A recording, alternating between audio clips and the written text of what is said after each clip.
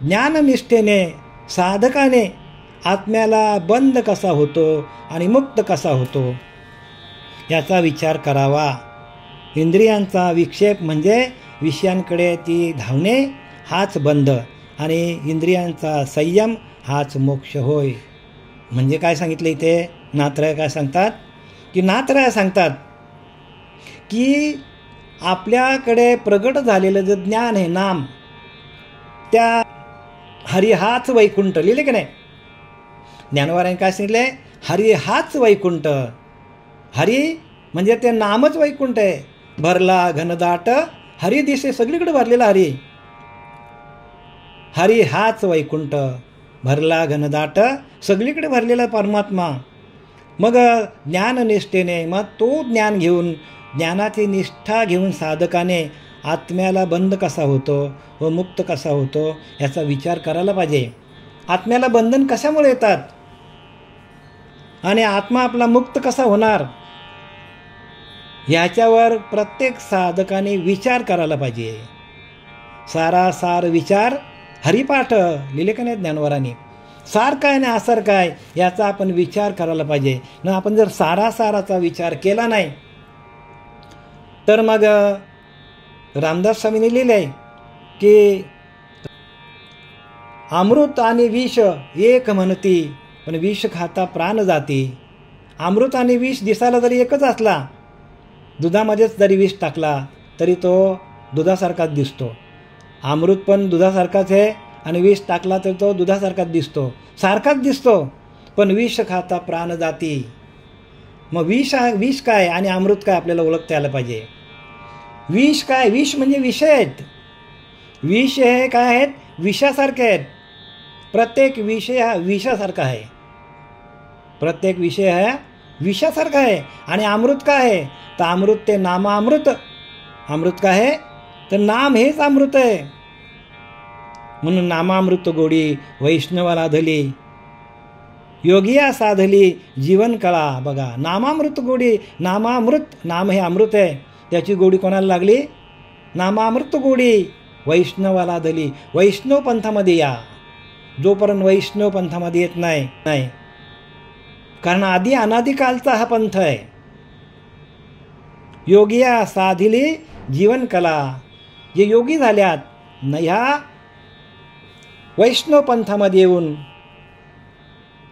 जे योगिक क्रिया करतात, म्हणजे त्या परब्रह्म स्वरूपाशी एकरूप होण्याची जी प्रक्रिया आहे, त्या प्रक्रिया जे शिकतात, योगिया साधिली जीवनकला. जीवनकला म्हणजे 17वी जीवनकला. लक्षात ठेवा, 17वी जीवनकला म्हणजे काय? तर आपली कुंडलिनी जागृत करणे ह्याला 17वी जीवनकला म्हणतात. आणि ती ज्ञानोबारांनी सांगितले, योगिया साधली 17वी जीवनकला. 17वीचे स्तन्यदेशी, अनुहाताचा हल्लुरुगासी आणि समाधी भोजे निजविशी बुझावणी. ज्ञानोबारांनी लिहिले, 17वीचे स्तन्यदेशी, अनुहाताचा हल्लुरुगासी, समाधी भोदे निजविशी बुझावणी.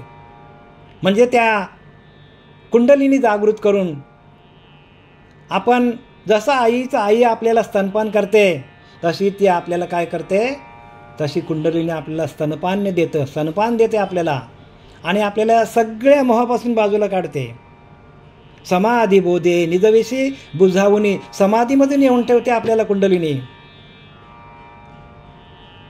समाधी बोधे निजविशी बुझावणी. सगळं आपल्याला विसर पडतो कुंडलिनी जागृत झाल्यानंतर. आणि ती प्रक्रिया आहे आणि त्या प्रक्रियेच्या माध्यमातून आपल्याला ज्ञान होत असतो. आपल्याला बरंच काय बोलता येईल, पण विषयांतर होईल आपल्याला. पुढं हे समास पण पूर्ण करायचा, आपल्याला 22वा श्लोक पण पूर्ण करायचा. तर आपण पुढं जाऊया. आणि इथं लिहिले, इंद्रियांचा विक्षेप म्हणजे विषयांकडे ती धावणे. काय सांगितले? इंद्रियांचा विक्षेप म्हणजे इंद्रिय ज्या वेळेला आपल्या विषय भोगाकडे धावतील त्यावेळेला आपल्याला म्हणजे त्यावेळेला आपल्याला बंधन येतो. त्याला बंध म्हणतात किंवा बद्ध म्हणतात. आणि इंद्रियांचा संयम हाच मोक्ष. आपल्याला इंद्रियांवर कंट्रोल करता यायला पाहिजे. आपल्या स्वतःच्या मनाने, स्वतःच्या आत्मशक्तीने आपल्याला इंद्रियांवर विजय मिळवता यायला पाहिजे. जिथे इंद्रिय ज्ञान आहे जेव्हा तुम्ही इंद्रियांना जिंकणार तेव्हाच हे ज्ञान तुम्हाला प्राप्त होणार. सगळ्या जेवणावर कंट्रोल, भोगावर कंट्रोल, सगळ्यावर तुमच्या ज्यावेळेला तुम्हाला कंट्रोल संयम येईल ज्यावेळेला. आणि म्हणून आत्मसंयम योग, आत्म्यावर संयम कसा करायचा हा 6वा अध्याय ज्ञानोबाराने लिहिला आहे. संपूर्ण कुंडलिनी जागृत कशी करायची त्याच्यावर तो अध्याय आहे. म्हणून आत्मसंयम योग आपल्याला ध्यान करता करता त्या आत्म्यावर आपल्याला संयम विजय कसा मिळवता येईल आपल्या इंद्रियांवर, आणि आत्म्याशी एकरूप कसा होता येईल ह्याला भक्ती म्हणतात. भक्ती कशाला म्हणतात की विषयांची आसक्ती घालवणे आणि इंद्रियांवर संयम, इंद्रियांवर विजय मिळवणे. स्वतः अंतःकरण जिता सकल कामोपशांता परमात्मा पर्वता दुरी नाही 6व्या अध्याय सांगतात ज्ञानोबराया. स्वतः अंतःकरण जिता, स्वतःचं अंतःकरण जिंकता यायला पाहिजे. अंतःकरणातून निघणारे विषय, अंतःकरणातून बाहेर पडणारे जे आपले इंद्रिय आहेत, डोळ्याने वाईट बघणं, कानाने वाईट ऐकणं, तोंडाने वाईट बोलणं, नको तिकडे पाय धावणं, कोणाला मारणं हाताने, हे सगळे इंद्रियांचे कामं आहेत. आणि ही सगळी इंद्रिय एका आत्मशक्तीकडे आली, आत्मतत्वाशी एकरूप झाली का सगळ्या इंद्रियांना आपण जिंकला जातो. एक परमात्मा स्वरूपाशी ध्यान लावा, आतल्या परमात्म्याशी एकरूप व्हा. तुमचा अंतरीचा अंतरात्मा तुमचा ईश्वर आहे आणि त्या ईश्वराचं ध्यान करा, त्याचं चिंतन करा. त्याचं चिंतन केलं तर पुढची सगळी बंधनं तुमची तुटतील. म्हणून तुकोबाऱ्या म्हटले, बंधनापासून उकळलेल्या गाठी, सर्व प्रकारची बंधनं माझी तुटली आणि देता आली मिठी सावकाश, आणि मी भगवंताला मिठी मारली. हो, तसं आपल्याला भगवंताला मिठी मारता यायला पाहिजे. बंधनापासून उकळलेल्या गाठी, देता आली मिठी, तुका म्हणे देह भरिला विठ्ठले, त्या नामाने माझा रोम रोम भरून गेला. एखादा भांडा कसा ओतून ओतून वाहू लागतो त्यातलं पाणी, तसा माझं रोम रोम भजन करायला लागला. आणि माझं देहातलं भजन कुठे गेलं तर पूर्णपणे या ब्रह्मांडामध्ये संचार झालं. माझ्या देहातलं भजन या ब्रह्मांडामध्ये मला जाणवायला लागला. ब्रह्मांडातल्या शक्तीशी एकरूप झाला. आणि ब्रह्मांडातली शक्ती जी आहे तिच्याशी एकरूप करणं आपल्याला म्हणजे भक्ती आहे. जी शक्ती ब्रह्मांडामध्ये संपूर्ण संचारित झालेली आहे तिचाच आपल्याला एक लेश मात्र, एक थेंब मात्र आपल्यामध्ये आहे, एक अंश मात्र आपल्याकडे आहे. आणि त्या अंशाला आपण व्यापक करणं म्हणजे भक्ती आहे. त्याच्याशी एकरूप होणं म्हणजे भक्ती आहे. परमात्म तत्वाशी एकरूप व्हा. परमात्म तत्वाशी एकरूप होणं म्हणजे भक्ती आहे. आणि इंद्रियांना जिंकता यायला पाहिजे. आणि त्यांनी तेच सांगितले, इंद्रियांना आपण बाहेर सोडणं, मोकाट सोडणं म्हणजे बंध आहे. आणि इंद्रियांना आपण जिंकणं, नाही का आत्मतत्वाकडे आणणं, आत्मतत्वाशी एकरूप करणं म्हणजे मोक्ष आहे. मग ते प्रक्रिया आहेत ना, या प्रक्रिया कोण सांगेल? माहिती देऊन फायदा काहीच नाही. प्रक्रियेच्या माध्यमातून जावं लागेल. सगळ्या प्रकारच्या प्रक्रिया ज्ञानोबाराने 6व्या अध्यायामध्ये लिहिल्यात. त्या एकदा 6वा अध्याय तुम्ही जरा वाचा, म्हणजे त्याला एकदा चालून घ्या 6व्या अध्यायाला. आणि काही समजलं नाही या ओव्यांना. ऐके पाहुनी एकात्मता, तेथून बंद मोक्ष पाहता, दोहींची मिथ्या वार्ता, मायिकता निश्चित. ऐक्य पाहुनी एकात्मता म्हणजे काय? त्या जीव ब्रह्माशी ऐक्य करणं. ऐक्य म्हणजे कोणाशी ऐक्य? जीवात्मा आणि शिवात्मा, जीव आणि परमतत्व. बरं का, जीवात्मा आणि शिवात्मा, जीवाला आपल्या शिवस्वरूपाशी किंवा आत्मस्वरूपाशी एकरूप पाहून एकात्मता साधता येतो. जीव वेगळा आणि देव वेगळा, होईल का एकात्मता? एकात्मता म्हणजे काय? दोन्ही एकत्र येणं. जीव परमात्मा दोन्ही बैसून एका आसनी. बघा ज्ञानोबारांनी लिहिलं आहे, जीव परमात्मा दोन्ही, जीव आणि परमात्मा बैसून एका आसनी, एका आसनावर बसतात. जयांच्या हृदयभवनी विराजती. बघा, ज्याच्या हृदयामध्ये विराजमान होतो परमात्मा. जीव शिव दोन्ही बैसून एका आसनी, एका आसनावर बसतात. म्हणून ध्यान करा बाबांनो, ध्यान करा. ध्यानाशिवाय पर्याय दुसरा काहीच नाही. ध्यान नसेल तर ज्ञान येईल कुठनं? जीव शिव दोन्ही बैसून एका आसनी, एका आसनावर जीवाला बसवलं की शिव त्याला भेटायला येतो. किंवा जीवच परमात्म्याला भेटायला जातो आणि जीवाशिवाची पडता मिठी ध्यान त्रिपुटी मावळलेली बघा. ध्यान पण विसरून जातो, ध्यान करणारा कोण तो पण जातो, मधलं ध्यान पण जातो आणि ध्येय वस्तू पण निघून जातो आणि परमात्म तत्वाशी एकच होतो. त्याला म्हणतात एकात्मता. एकात्मता कशाला म्हणतात? ऐक्य पाहुनी एकात्मता, परब्रह्माशी एकरूप होणं ह्याला एकात्मता म्हणतात. एका तत्वाशी एकरूप होणं आणि मायेचा पूर्णपणे निराश होणं याला काय म्हणतात? तेथून बंद मोक्ष पाहता देहीच मिथ्या वार्ता, मायेकता निश्चित. आणि अशी अवस्था झाल्यानंतर, साधकाची अशी अवस्था झाल्यानंतर, जीवशिवाची भेट झाल्यानंतर जीवशिवा पडता मिठी ध्यान त्रिपुटी मावळली. ध्यान पण निघून जातो, ध्यान करतो हे पण आठवण राहत नाही. तेथून बंद मोक्ष पाहता आणि मग तिथून बंद कुठला ना मोक्ष कसला. परमात्म्याशी एकरूप झाल्यानंतर सगळाच विसरतं माणूस. जोपर्यंत ध्यान लागत नाही तोपर्यंत आपण बंधनामध्ये आहोत. आणि ध्यान जरी लागला आपला तरी आपल्याला मनामध्ये मोक्षाची अपेक्षा राहते. पण ह्या दोन्ही अवस्था सगळं विसरून जातो. म्हणून ध्यान त्रिपुटी मावळलेली. ध्यान करणारा मी, ध्येय ते मधलं ध्यान आणि ध्येय परमात्म्याला प्राप्त करणं ते ध्येय. या तिन्ही अवस्था जिथं बाद होतात तिथं बंद मोक्ष पाहता दोन्हीची मिथ्या वार्ता. दोन्ही पण गोष्टी खोट्या आहेत. कसला बंधन कसला मोक्ष. परमात्म्याशी एकरूप होणं, मायकता निश्चित बघा, सगळं खोट्या वार्ता आहेत. कधी खोट्या वार्ता आहेत? जेव्हा आपण त्या परमात्मा स्वरूपाशी एकरूप होऊ तेव्हा बंध पण नाही आणि मोक्ष पण नाही. आपणच काय होतो? आपणच परब्रह्म होतो. म्हणून तर लिहिले की नाही, परब्रह्म ते सकळान परते तयास पाहता आपणच ते आपणच आहोत.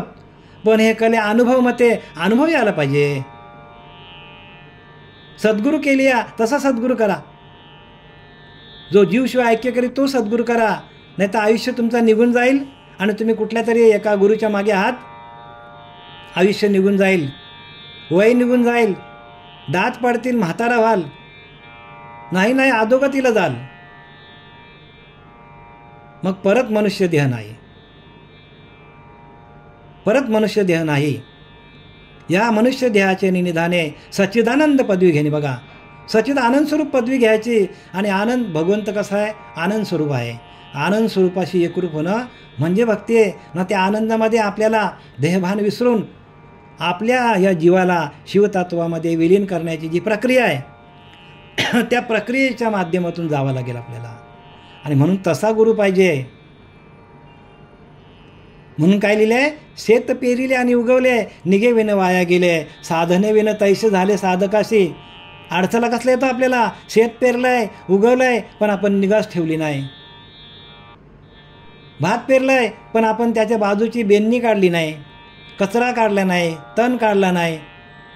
निघे विन वाया गेले, तणच जास्ती वाढला आणि भात खाली गेला.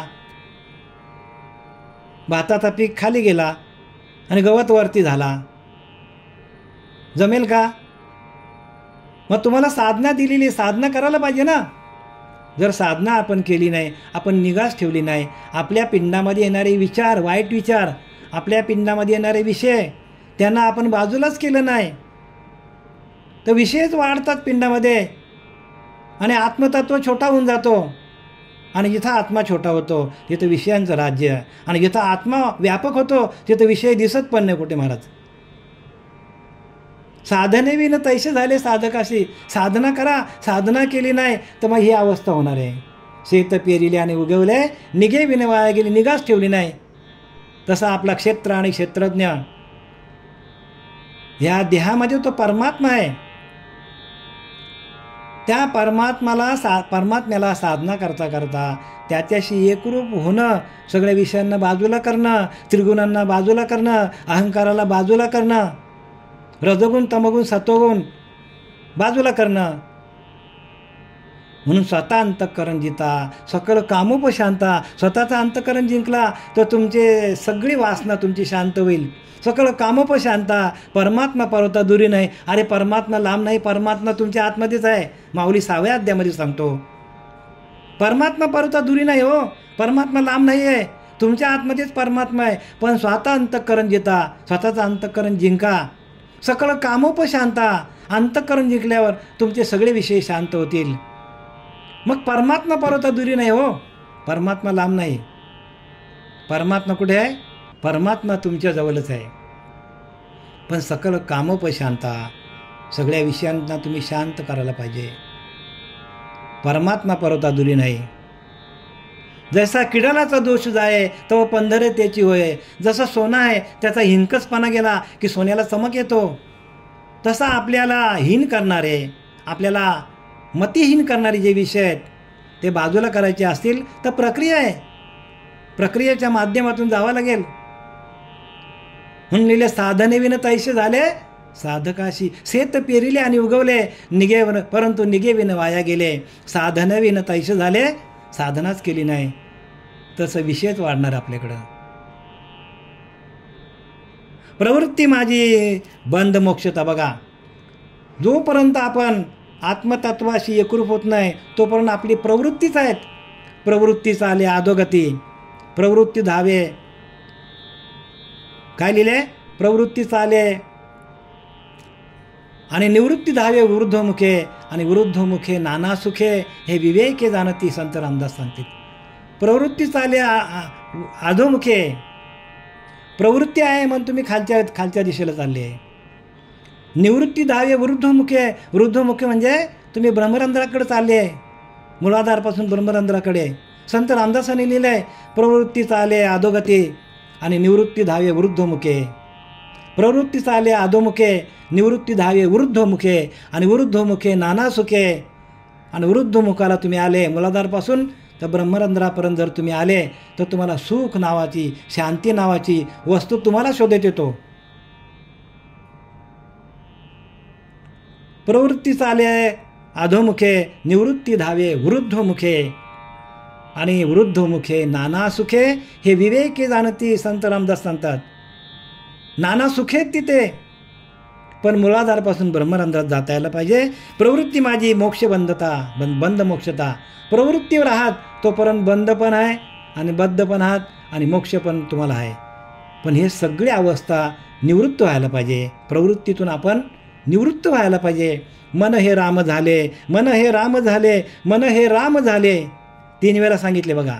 जैसे प्रवृत्ती ग्रासूनी निवृत्ती पदाशी आले. सगळी प्रवृत्ती निघून गेली, वृत्तीजन्य ज्ञान निघून गेला आणि वृत्ती शून्य झाली तरच आपल्याला हे ज्ञान कळणार आहे. अन्यथा ज्ञान कसं कळेल? ज्ञान काय बाजारचा भाजीपाला आहे का? नाही, तो आपल्या आतमध्ये आहे. आपल्याला त्याच्याशी एकरूप व्हावं लागेल. प्रवृत्ती माझी बद्ध मोक्षता. त्या दोहीची विभागता, इंद्रियांची जे विषयासक्ता, दृढबद्धता ती नाव. काय सांगितले? प्रवृत्ती माझी बद्ध मोक्षता. जोपर्यंत आपण प्रवृत्तीवर आहोत आपण निवृत्त होत नाही विषयांपासून, आपण अहंकारापासून निवृत्त होत नाही. आपण ज्ञान आपल्याला सापडत नाही. अज्ञानच आपल्याकडे वाढलेलं आहे. त्या दोहींची विभागता, इंद्रियांची जे विषयासक्ता. इंद्रिय माणसाचे विषयामध्ये माणसाला ढकलतात. इंद्रियांची जे विषयासक्ता, दृढबद्धता ती नाव. इंद्रिय जिकडे पळायला सुरुवात होतात तिकडे त्या विषयांकडे माणूस अडकला जातो आणि म्हणून माणूस बांधला जातो. माणूस बांधला का जातो? डोळ्याने वाईट बघितलं की चालला, कानाने वाईट ऐकलं की लगेच भांडणाला सुरुवात. मग ही जी सगळी इंद्रिय आहे ती आपल्या एका आत्मस्वरूपाकडे आणणं म्हणजे भक्ती आहे. भक्ती कशाला म्हणतात? तर आपली इंद्रियांची वृत्ती आहे तिच्यापासून मग निवृत्त व्हायला पाहिजे. आणि त्याला एकच कारण आहे, ते म्हणजे साधनानिष्ठ. साधनरूपी भक्तीच्या युक्ती आहेत तिथे. साधनरूपी भक्तीच्या युक्ती. सप्रेम उपजे माझी भक्ती. ताबडतोब माझी भक्ती येतो, पण युक्तीनं जायला पाहिजे. युक्ती आहेत प्रत्येक गोष्टीला. धंद्यामध्ये उतरला माणूस तरी युक्ती आहे, संसार करायचा तरी युक्ती आहे. मग परमार्थ करायला युक्ती नाही लागणार का? म्हणून लिहिले साधनरूपी भक्तीच्या युक्ती. सप्रेम उपजे माझी भक्ती. त्या भक्तीची निजस्थिती ऐक चक्रवर्ती सज्ञाना. चक्रवर्ती राजाला सांगितलेलं आहे. युक्ती आहेत प्रत्येक ठिकाणी. काया वाचा चित्तवृत्ती निशेष विषयांची विरक्ती. या नाव साचार मुक्ती जान निश्चिती उद्धवा. काय सांगतात उद्धवाला? भगवान कृष्ण परमात्मा सांगतो काया वाचा चित्तवृत्ती. बघा, कायेने पण काय करायला पाहिजे, वाचेने पण काय करायला पाहिजे, भगवंताचं भजन करायला पाहिजे. आणि चित्तवृत्ती, चित्तामध्ये ते भगवंताचं भजन जायला पाहिजे. आणि चित्तामध्ये भगवंताचं भजन गेलं तरच वृत्तीमध्ये पालट होईल. वृत्तीमध्ये ऐकून पालट होणार नाही, वृत्तीमध्ये शास्त्र वाचून पालट होणार नाही. मग वृत्तीमध्ये पालट कधी होईल तर भगवंताचं भजन, ज्ञानदेव चित्ती हरिपाठ नेमा मागील या जन्मामुक्त झालो. बघा, ज्ञानेश्वर महाराज म्हणतात की माझ्या चित्तामध्ये ते नाम गेलं. ज्ञानदेव चित्ती हरिपाठ नेमा. काय केलं मी? हरीचं पाठ केलं, म्हणजे हरीचं नाम घेतलं आणि ते चित्तामध्ये गेलं. मागील या जन्मा मुक्त झालो. मागच्या सगळ्या जन्मातून आपण मुक्त होतो. आपल्या सगळ्या मागच्या जेवढ्या आपण ज्या योनीतून आपण आलो आहे त्या सगळ्या योनी काय होतात? खंडित होतात. सगळे मागचे कर्म जळून जातात. कर्माला जाळण्याचं एकच साधन आहे. कर्माला जाळण्याचं जेवढी नामापाशी शक्ती तेवढी पापे नाही त्रिजगती. काय लिहिले? जेवढी नामापाशी शक्ती तेवढी पापे नाही त्रिजगती. नाथ महाराज सांगतात नामाकडे एवढी शक्ती आहे की तिन्ही जगाची पाप एका वेळेला आणली तर ती एका क्षणात जाळू शकतो. एवढी नामापाशी शक्ती आहे. नामापाशी चारी मुक्ती निश्चिती जाण विदेहा. नामापाशी सलोकता समीपता स्वरूपता सायुज्यता चारी मुक्ती नामाच्या ठिकाणी आहेत. निश्चिती जाण विदेहा. नवनारायण आहेत ना, नवनारायण. ते नवनारायण दुसऱ्या अध्यायामध्ये जनक राजाला सांगतात, अरे बाबा जनक राजा, नामापाशीच चारी मुक्ती आहेत. आणि तेच आता नवनारायण म्हणून अवतार घेऊन आले कलियुगामध्ये. कोण आले? तर नवनाथ. आणि त्याच्या आधी त्यांचा अवतार होता, त्यांचं नाव होतं कवी, हरी, अंतरिक्ष, प्रबुद्ध, पिप्पलायन, अग्निहोत्र, द्रुमिल आणि चमस असे नवनारायणचे नाव होती त्यावेळेला. जनक राजाचे म्हणजे त्रेतायुगामध्ये ते आले आणि जनक राजाला सांगतात की नामापाशी एवढी शक्ती जेवढी पापे नाही त्रिजगती.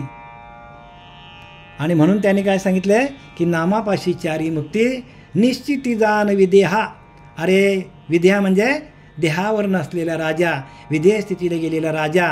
जनक राजा विधेय स्थितीमध्ये असायचा आणि त्याने विधेय स्थितीमध्ये संपूर्ण साम्राज्य सांभाळलेलं आहे त्यावेळेला. एवढं मोठं साम्राज्य सांभाळलं त्यांनी, पण तो राजा असताना देखील विधेय स्थितीला. आणि म्हणून त्याचं या संपूर्ण शास्त्रामध्ये एकच राजा असा होऊन गेला की राज्य करता करता तो विधेय स्थितीला होता. आणि त्याला ते सूर्यासारखे तेजस्वी असलेले नवनारायण, कवी, हरी, अंतरिक्ष, प्रबुद्ध, पिप्पलायन, अविहोत्री, दुर्मिल आणि चमस असे नवनारायण त्याला सूर्यासारखे तेजस्वी आणि त्याला भेटायला आले. आणि त्यांनी सांगितले की नामापाशी एवढी शक्ती जेवढी पापे नाही त्रिजगती, असं सांगितलं आहे. आणि म्हणून नाम श्रेष्ठ आहे. आता आपण कुठपर्यंत आलो आहे? काया वाचा चित्तवृत्ती निशेष विषयांची विरक्ती. कायेने भजन केलं, वाचेने भजन केलं तर आपला तो भजन चित्तामध्ये जातो आणि चित्तामध्ये वृत्ती भजनशील होते. भजनशील व्हायला पाहिजे. निशेष विषयांची विरक्ती, 100% विषयांपासून विरक्ती येते. पण भजन चित्तामध्ये गेला तर वाचेने करा, देहाने करा, चित्ताने करा, अंतःकरणातून करा, सर्व अंगाने भजन करा. सर्व अंगाने भजन केलं तरच आपल्याला चित्तवृत्तीचा लय होतो. चित्तातल्या वृत्तीचा लय होतो. आणि चित्तवृत्तीचा जेथे लय होतो तेथं चैतन्य, परमात्म्याचं चैतन्य आपल्या चित्तामध्ये प्रगट होतो. चित्ती प्रगटे चैतन्य घन, नाथराज सांगतात. चित्ती प्रगटे चैतन्य घन मग मनची होय उन्मन. बघा, मनाला उन्मनी अवस्था येतो. बुद्धी निश्चय पूर्ण परब्रह्मी. बुद्धीचा निश्चय असा होतो की ते परब्रह्म मीच आहे. आपणच परब्रह्म आहोत असा बुद्धीचा दृढ निश्चय होतो. आणि तो निश्चय आपल्यामध्ये येण्यासाठी आपल्याला साधनाच करायला पाहिजे.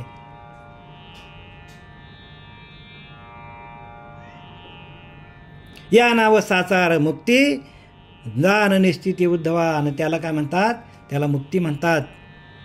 आणि ज्यासी साचार पाहिजे मुक्ती त्याने करावं विषय निवृत्ती. बघा काय सांगतात की ज्यासी साचार पाहिजे मुक्ती, 100% ज्याला मुक्ती पाहिजे, ज्याला खरोखरच मुक्ती पाहिजे, त्याने मुमुक्षत्व धारण करायला पाहिजे. सलोकता, समीपता, स्वरूपता, सायुज्यता मुक्ती मिळली पाहिजे. तिन्ही मुक्त्या मिळतील तुम्हाला, पण सायुज्य मुक्ती मिळणार नाही. सायुज्य मुक्ती फक्त नाम साधना करणाऱ्यालाच भेटणार आहे. तो नामाशी एकरूप झाला त्यालाच सायुज्यता मुक्ती मिळणार आहे. कारण 6 विषयापासून माणसाला अलिप्त होणं एवढं सोपं नाही आहे. विषयांची माहिती घेणं म्हणजे ज्ञान नाही आहे. विषयापासून विधेय स्थितीला जाणे, देहभाव नष्ट होणे, देहभाव जाळून टाकणे आणि आत्मतत्वाशी एकरूप होणे. त्यावेळेला आपल्याला त्या परब्रह्माचा आपल्याला अनुभव येईल. आणि मग आपण म्हणू परब्रह्म ते सकळान परते तया असं पाहता आपणच परब्रह्म आहोत. हे कळे अनुभव मते असा आपल्याला अनुभव येतो. पण सद्गुरू केलिया तसा सद्गुरू पाहिजे. जी आपली तुटलेली नाले ती जोडून देणारा गुरु पाहिजे. बाकी असे पायलीचे 50 गुरु मिळून फायदा होणार नाही. पायलीचे 50 गुरु जरी केले तरी आपल्याला त्याचा फायदा होणार नाही. रामदास स्वामींनी लिहिलं आहे की शिष्यासन लविती साधन, शिष्याला ध्यान करायला लावत नाही.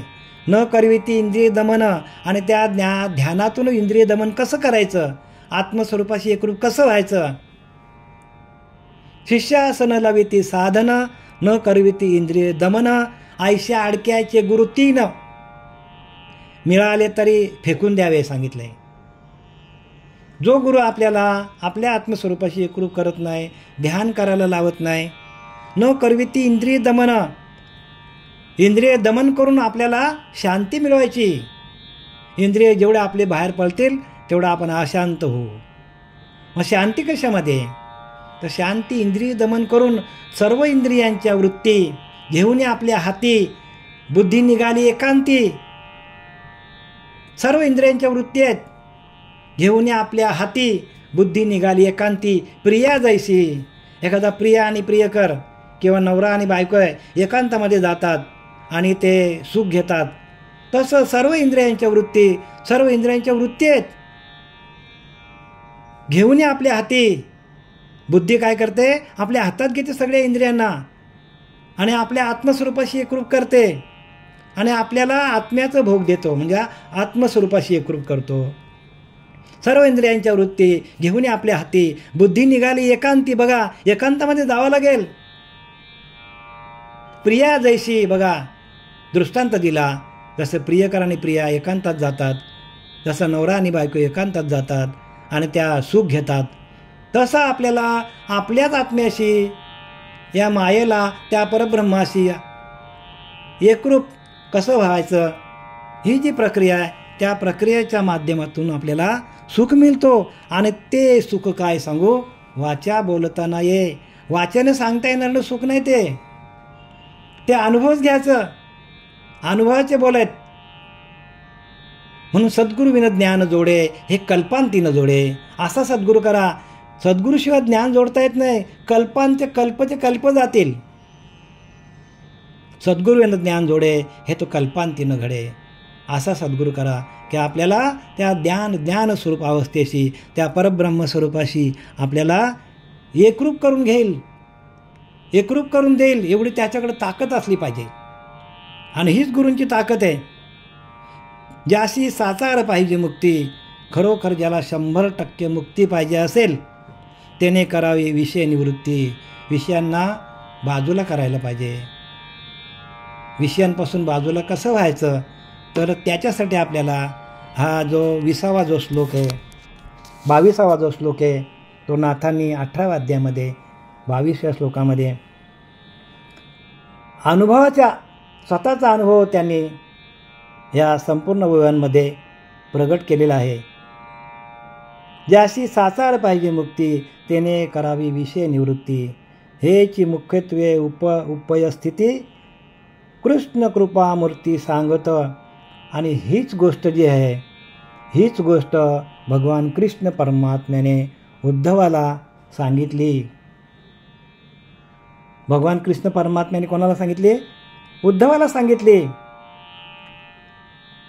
आणि त्याचंच रेखाटीकरण नाथरायांनी आपल्याला या भागवतामध्ये सांगितलेलं आहे. आणि हा जो आपला श्लोक आहे, हा फारच महत्त्वाचा श्लोक आहे. कारण जोपर्यंत आपण विषयांपासून आपण निवृत्त होत नाही, विषय आपल्याकडे धगधगीत आपल्या अंतःकरणामध्ये आहेत, तोपर्यंत आपल्याला अंतःकरणाची शुद्धी नाही. आणि अंतःकरण जिथं शुद्ध नाही, तिथं भगवंत म्हणतो मी नाही. भगवंत कुठे आहे? जिथं अंतःकरण शुद्ध आहे, जिथं अंतःकरण निश्चल झालेलं आहे.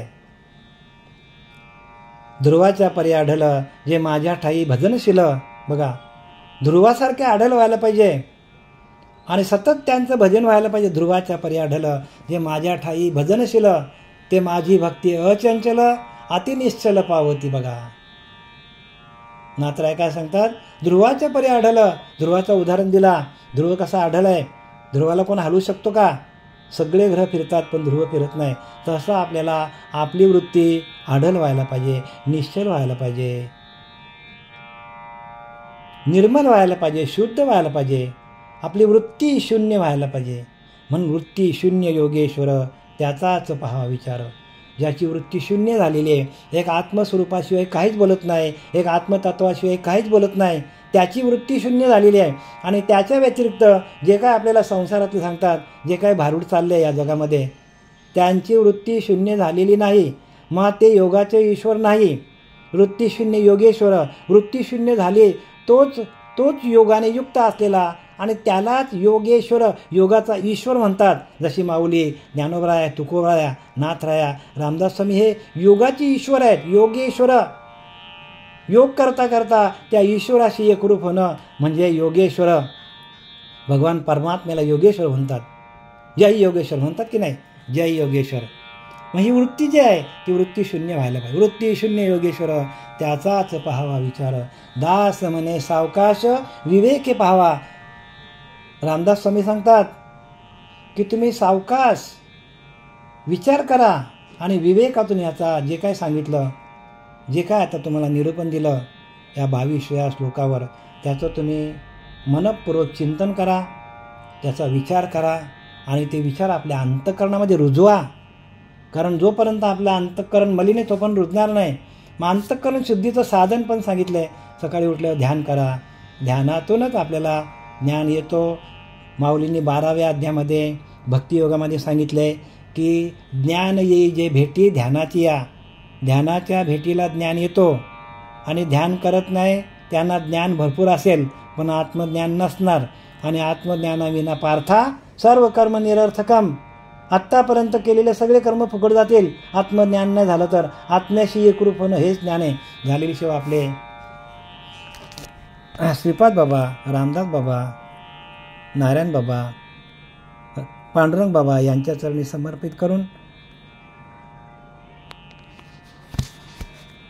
माझ्या प्रवचनाला मी विराम देत आहे. पुंडलिक वरदे हरी.